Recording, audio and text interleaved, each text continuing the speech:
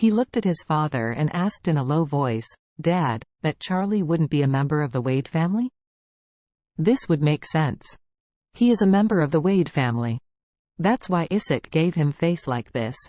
He is Wade family, so he can have such a great energy.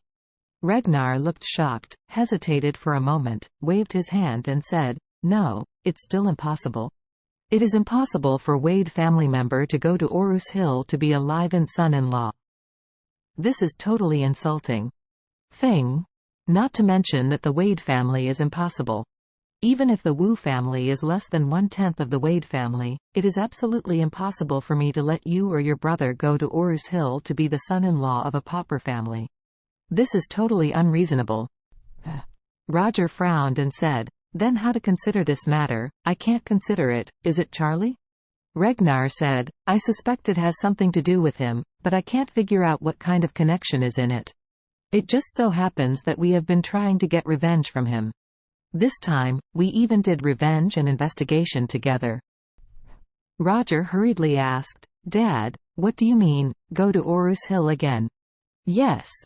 Ragnar gritted his teeth and said coldly, "This time, I must make that Charlie better than dead."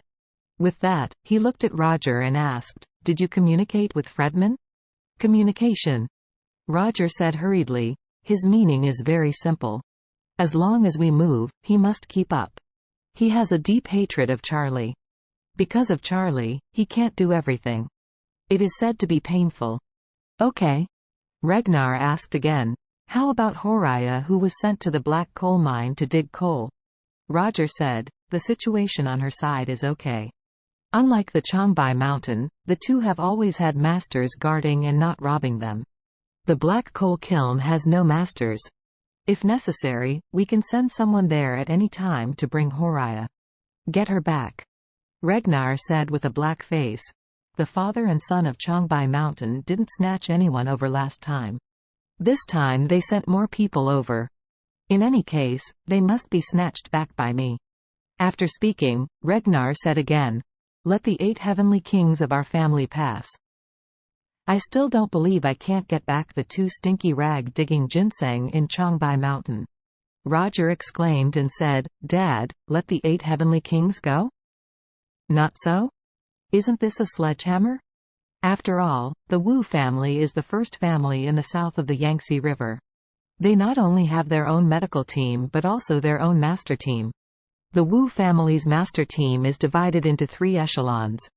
Ranked in the 3rd echelon are some veterans, who are much stronger than the average person, but they are not enough to see the real masters. They can only look after the home nursing home. In the 2nd echelon are some retired special forces with strong strength. These people are the personal bodyguards of the core members of the Wu family. Ranked in the 1st echelon are the 8 kings. The 8 heavenly kings are martial arts masters who came out of the 8 hidden Seyung gates, and they were dug up by the Wu family with a lot of money. These 8 people are very prominent in the Wu family. Under normal circumstances, they dare not ask them to come forward if they encounter any trouble. Because these 8 people are strategic nuclear weapons that will only be used at an emergency.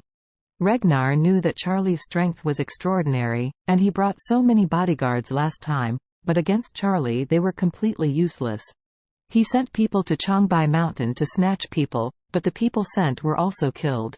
This makes Ragnar feel very depressed. From the beginning to the present, he has never sought a bargain under Charlie's hands. The successive failures have made him almost intolerable, and coupled with the blow of today's extinction, he almost collapsed. So at this time, Ragnar desperately needs a victory, so he must go all out, first use a crushing victory to comfort his injured heart. So he gritted his teeth and said, "This time I must have a big victory. A complete and overwhelming victory." At this moment, Charlie's helicopter had already flown over Orus Hill City. Isaac asked Charlie, "Mr. Wade, what do you plan to do with Nanshan's daughter?" Charlie said indifferently, "Her parents are gone, and now she's an orphan, so she can go directly to the orphanage." Isaac hurriedly said, "Mr. Wade, don't leave things behind." Charlie waved his hand. "The older man has done something and what he hasn't done. It is impossible for me to hurt the child and send her to the orphanage. If someone from the Wu family comes to lead her, don't stop them.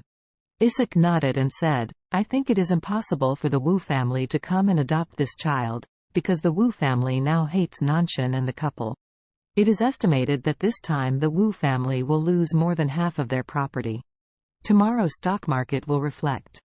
Charlie smiled slightly, and said, That's right, the Wu family's strength is not good enough. I will help the Song family to become the first family in the south of the Yangtze River. Isaac said immediately, Mr. Wade, if you have any needs, just give your orders. It is okay. At this time, Isaac said again, By the way, the PR guru named Anfin has been sent to Orville's kennel. Would you like to take a look? Charlie waved his hand. It's just a smelly rag that relies on scolding people to eat. Just chop him up and feed him to the dogs. I won't see such a person, lest my eyes will be dirty. Having said that, Charlie suddenly thought of Ichiro. This guy has been staying in Orville's kennel. So he asked Isaac, How is Ichiro? Isaac smiled and said, What else can he do? He raises, feeds, walks, and picks up dog dung every day.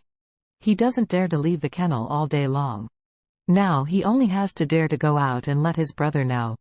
His brother will definitely spend a lot of money to kill him.